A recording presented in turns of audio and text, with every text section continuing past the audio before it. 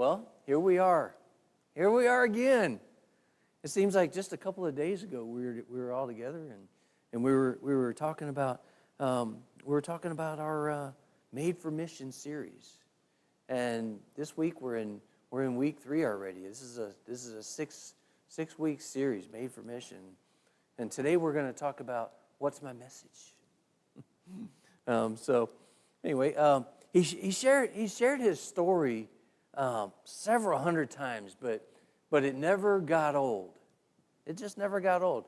He loves seeing the look on the listeners' faces. He talked about the day he first heard the voice. Have you ever heard voices in your head? It was so real that he turned around to see who was whispering in his ear, and it took almost a day to realize that the voice was coming from inside his own mind. It wasn't kind either. The voice said all kinds of horrible things about himself, and it would not leave him alone. Then one day, the voice took control of his own mouth.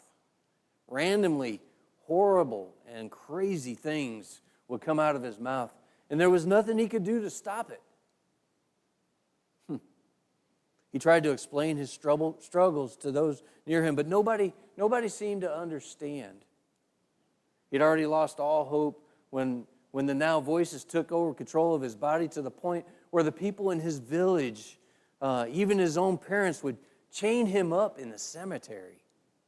The message couldn't be clearer. They just wanted him to die already.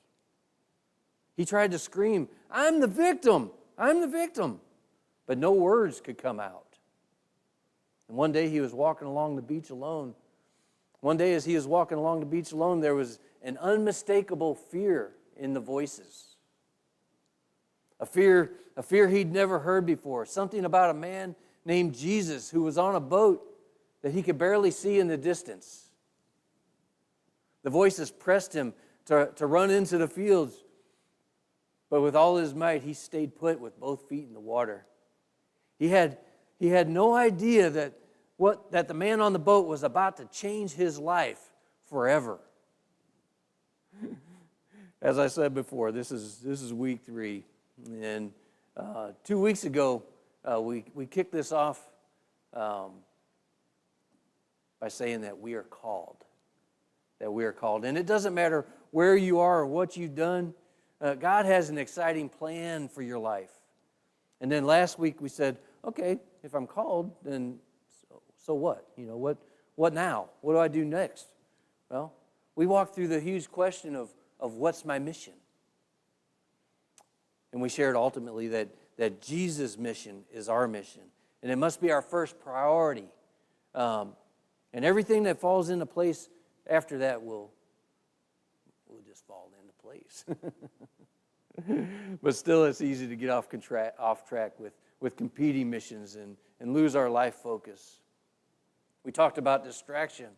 And I think over the past couple of days, judging by what I've put on paper this morning for our lyrics and everything, wow, I must have been distracted.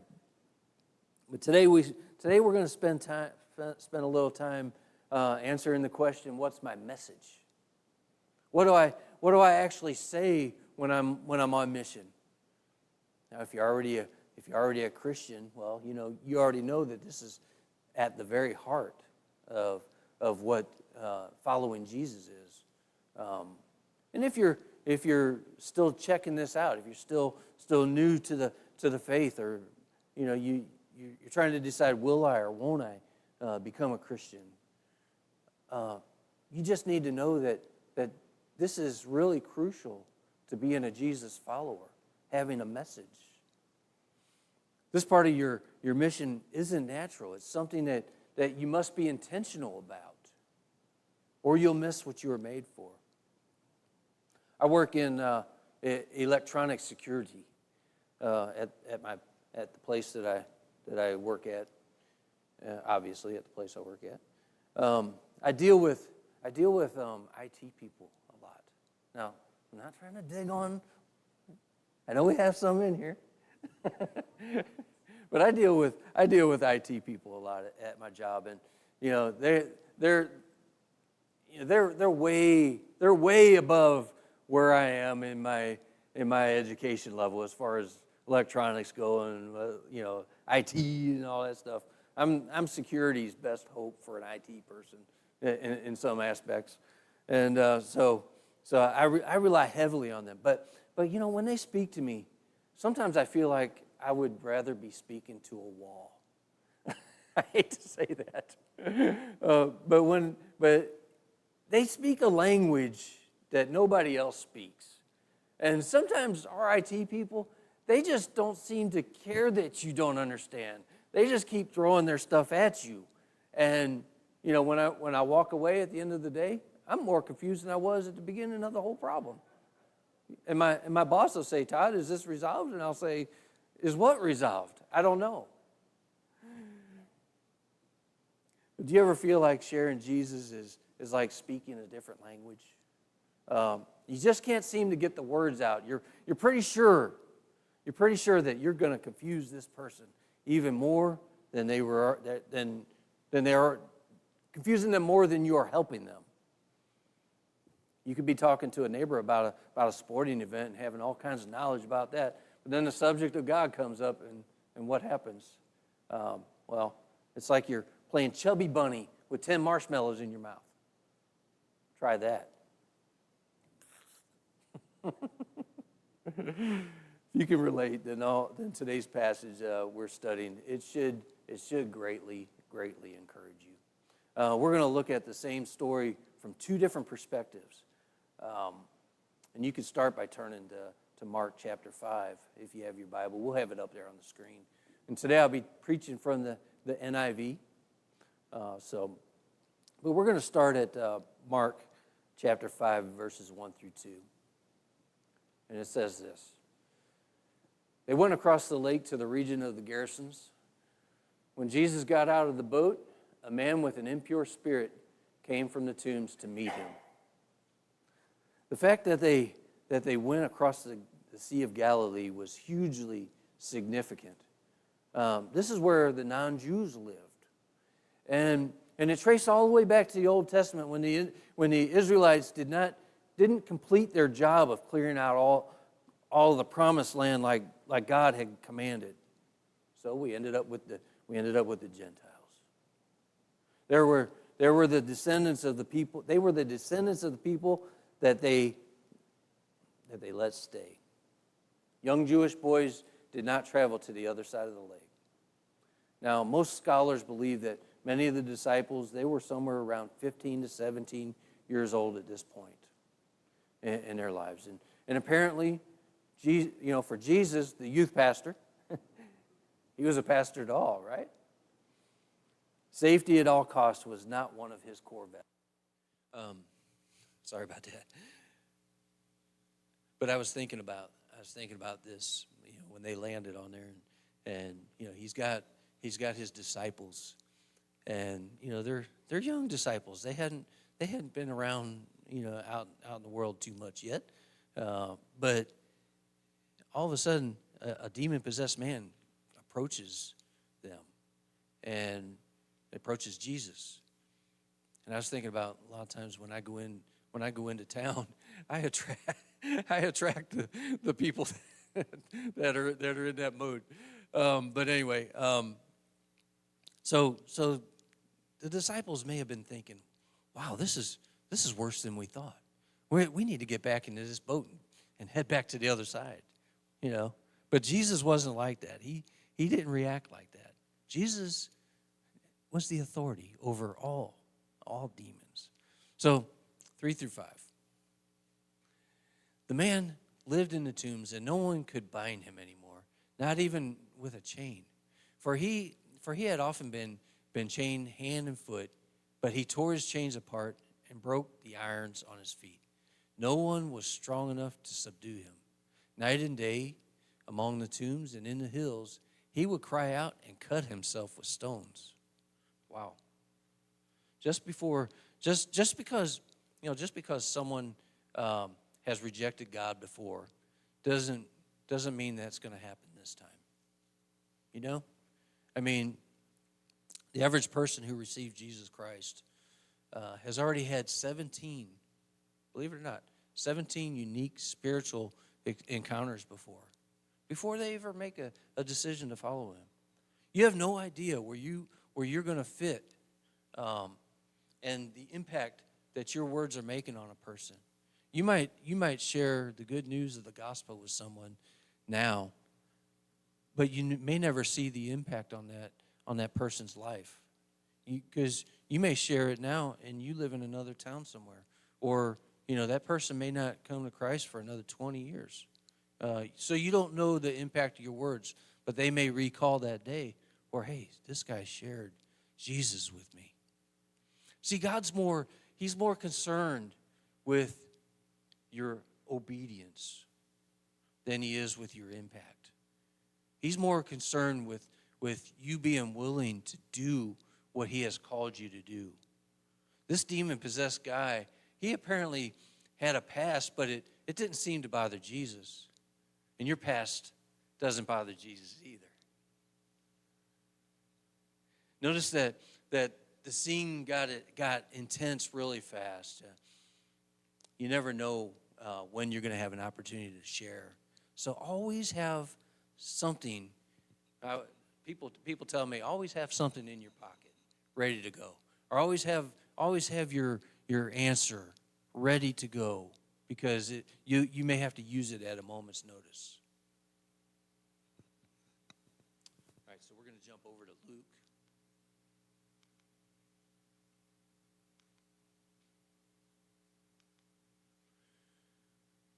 Verse 28. Luke 8, verse 28. When he saw Jesus, he cried out and fell at his feet, shouting at the top of his voice, "What do you want with me, Jesus, Son of the Most High God? I beg you, don't torture me." For Jesus had commanded the impure spirit to come out of the man. Many times it had seized him, and though he was chained hand and foot and kept under guard, he had broken his chains and had been driven out by the demon into solitary places. Notice the man's question here. What do you want with me? What do you want with me? Step into this guy's life for a minute, if you can. He fully expects Jesus to say something horrible to him. He fully expects some kind of torture to happen. This guy, that's all he's ever known. All he's ever known is bad when it comes to people. His experiences have just been terrible. So he didn't expect anything different from Jesus. And the passage says that he was often in chains. He didn't put himself in them, but other people did. They wrote him off. People that surrounded him, his own family and friends, they put him in chains, and they put him in the cemetery. Now, what kind of message does that send? Die already. I'm chaining you up in the cemetery, and I don't even want you to leave there. I want you to die. Wow. How would that make you feel if your own family and friends did that?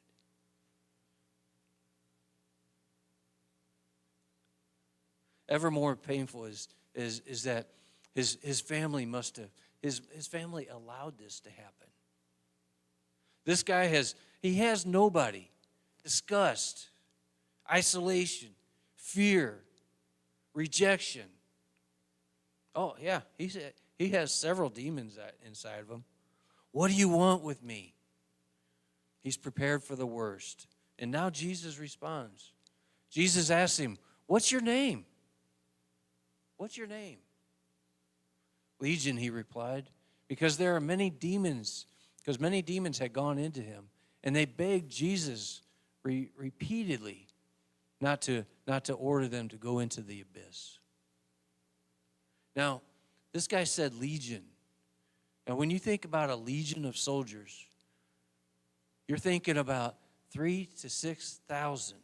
This guy did not just have a demon or two in him. He didn't just have 3 or 4.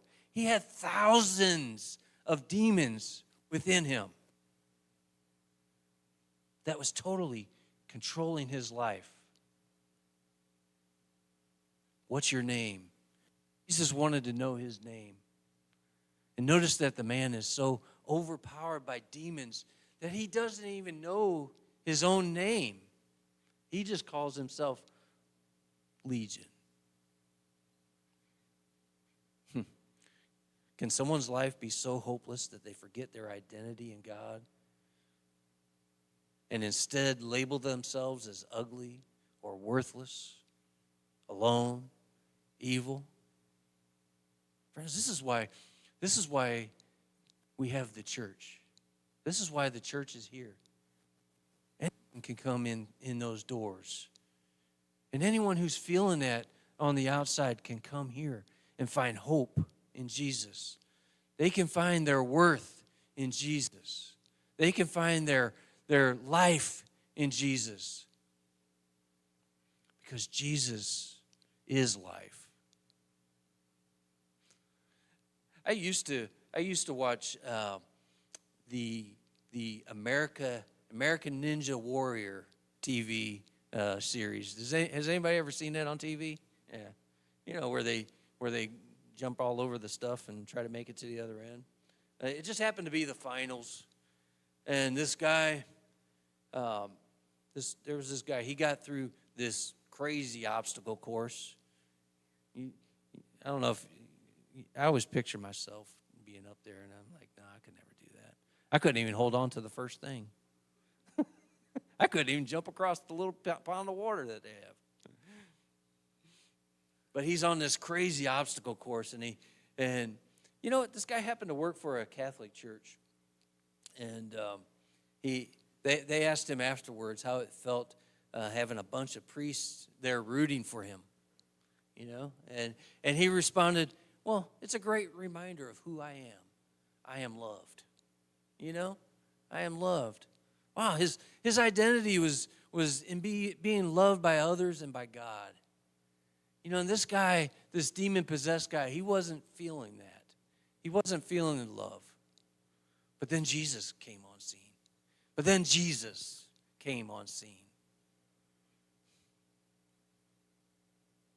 32:33. A large herd of pigs was feeding there on the hillside. The demons begged Jesus to let them go into the pigs. And he gave them permission. And when the demons came out of the man, they went into the pigs, and the herd rushed down the steep bank and into the lake and was drowned. Friends, anything apart from Jesus is death. And this man gets to see right in front of him these demons that went into this herd of pigs and how it led to death. The truth is, and this is powerful, Satan, he hates you. He hates every one of you. And he has a horrible plan for your life. John 10:10 says this, "The thief comes to steal, kill, and destroy, but I have come to give you life to the full." How do you think this man was starting to feel once these demons came out of him? In that culture, another name for water in the lake even, they called it the abyss or death. So why didn't Jesus why didn't he just destroy these demons? Why didn't he just kill? He could have, right? Why didn't he just send them to the bottomless pit? Because time had not yet come for this. His time to destroy demons had not yet come. He hadn't destroyed the demons. He healed many people of the effects of the demons. He brought many people back to their senses, but he didn't destroy them. And the same question could be asked today. Why doesn't Jesus just stop all the evil in the world? Well, his time has not yet come to do that. But it will come. The book of Revelation teaches that the future victory of Jesus over Satan is demons and evil. So the man asked the question, Jesus, what do you want with me? Well, I want to know your name. I want to help you. Think about it. Everybody else had written this guy off. Everybody else wanted to bind him. But Jesus wanted to set him free. Jesus came to set him free, and he came to set us all free. He cared infinitely more about the man than the mess he had just created. And it was definitely messy. His life was in ruins. And many of us have a story about that, don't we?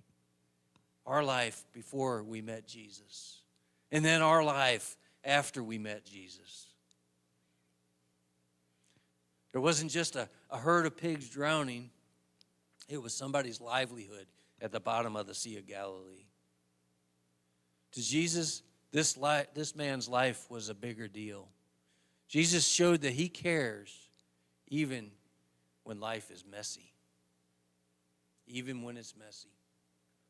He will meet you in your mess. You know what? He doesn't say, clean yourself up before you come to me. He doesn't do that. No. He says, I will meet you right where you are. I will meet you in your mess. And we will work through this together. That's the kind of Jesus I want to know. That's the kind of Jesus I want people to know. I love my mother. I don't know anyone who doesn't love their mother. But mothers have a strength in them that is almost superhuman. My mom, I think she is superhuman. We've all seen stories where someone tries to do something to someone's child, but then what happens when mom gets involved? Whew! And you might as well just run the other way. There was a time when one of my siblings was in a very dark place in his life. All of us, including me, had written my sibling off. We gave up on him. But my mom was there for him in his mess. She didn't judge him.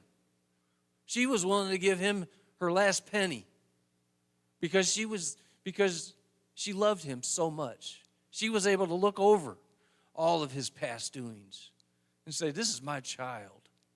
And that's what Jesus does for us. He looks past all of our mess.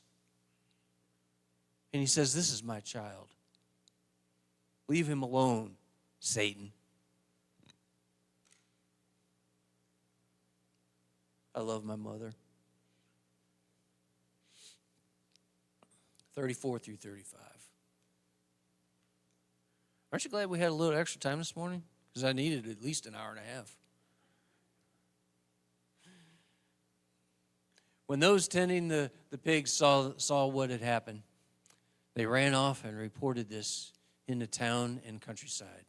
And the people went out to see what had happened. And when they came to Jesus, they found the man from whom the demons had gone out, sitting at Jesus' feet, dressed and in his right mind, and they were afraid. Wow, this man, he didn't have any clothes before, he didn't have anything before, and then next thing you know, he's sitting there talking to Jesus, having a normal conversation with him. You know, Jesus cared so much about this guy. He cared about his reputation. You know, he probably had one of his disciples go get this guy some clothes. They may have had an extra pair of clothes with them to throw on him. But what do you want with me? You know, I want to know your name. I want to help you. I want a relationship with you. As the man sat at Jesus' feet, you know, what do you think they talked about? I don't think it's really written what they talked about, but our imagination can kind of take over, can't it? You know, maybe Jesus was encouraging him and saying, "Wow, how does it feel to be free? I have set you free." He he sat at his feet. And nobody really knows, but we know how we can be saved, and we can have that same relationship with Jesus. 36 through 37.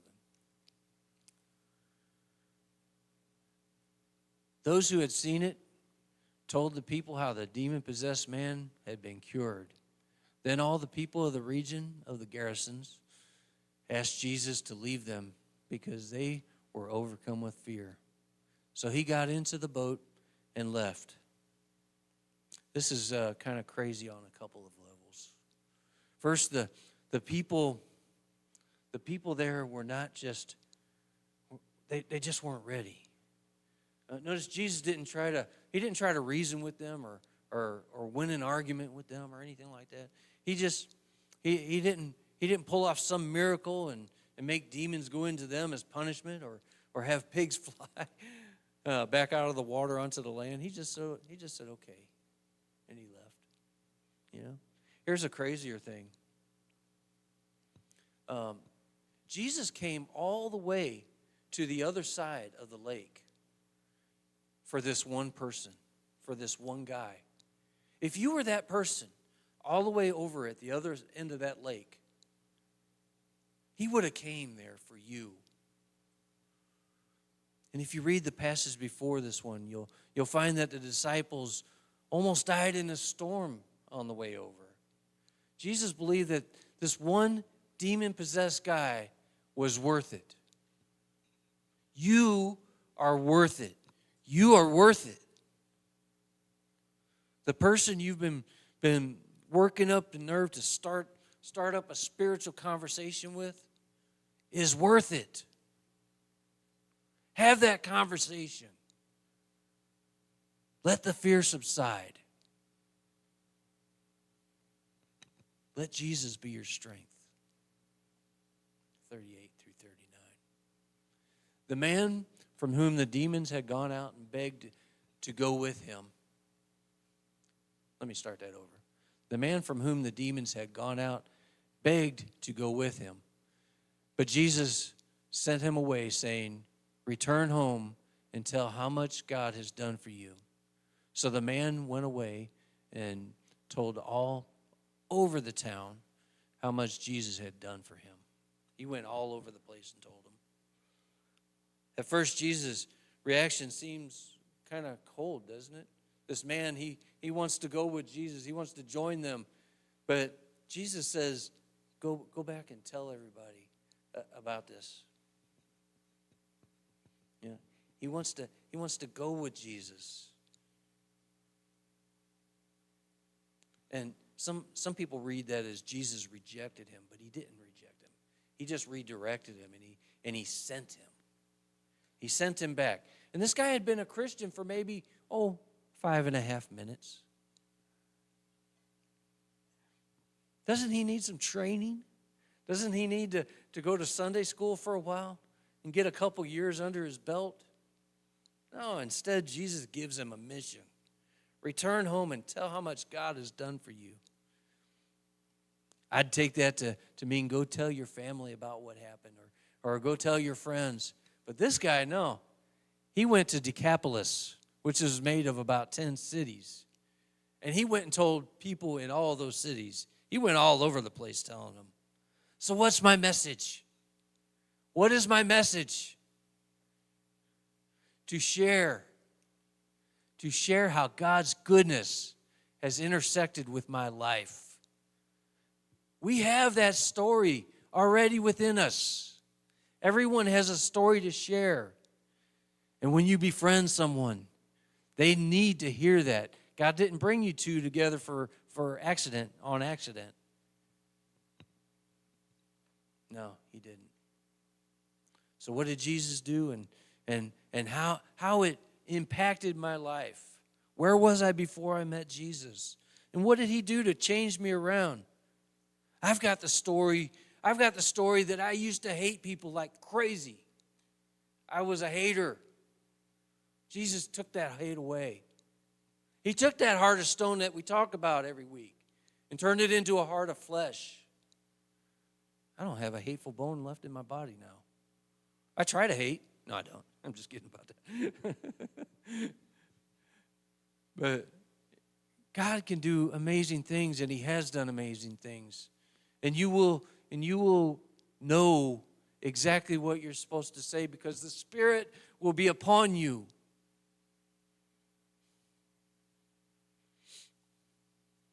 I'm getting ready to close. You know what it means when they say you're going to close, right? Nothing. It means nothing. Mark 7:31. Then Jesus left the vicinity of Tyre and went through Sidon, down to the Sea of Galilee, and into the region of Decapolis. Jesus went back. He went back. In Mark 8, we read that the feeding of the 4,000 happened in that same region. So Jesus goes on to tell the guy before they send him away. He comes back a little bit later and feeds 4,000 men. And then that didn't even count the women and children. So there was probably 12 to 15,000 people there that he fed. There's no other explanation. The former demon-possessed guy, think about it for a second, what this means. He probably went and shared about Jesus to everyone that he could.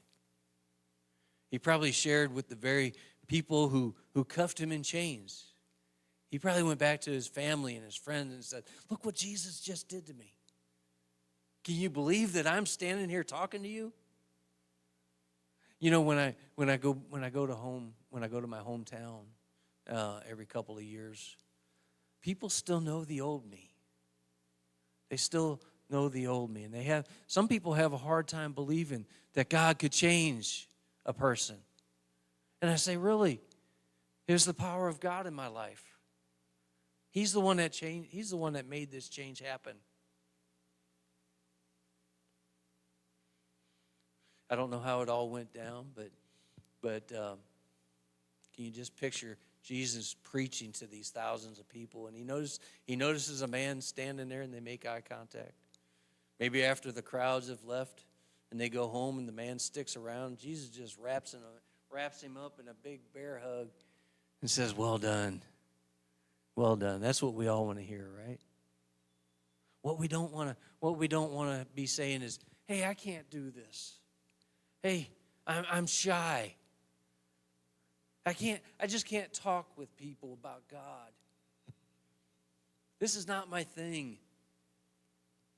Let me ask you, are you known for running around crazy and being tied up in the cemetery? No. Has anyone ever chained you up before because you're so out of control? No. You have far less to overcome than this person did. So stop saying, "I can't." That word should not even be in our vocabulary. Amen?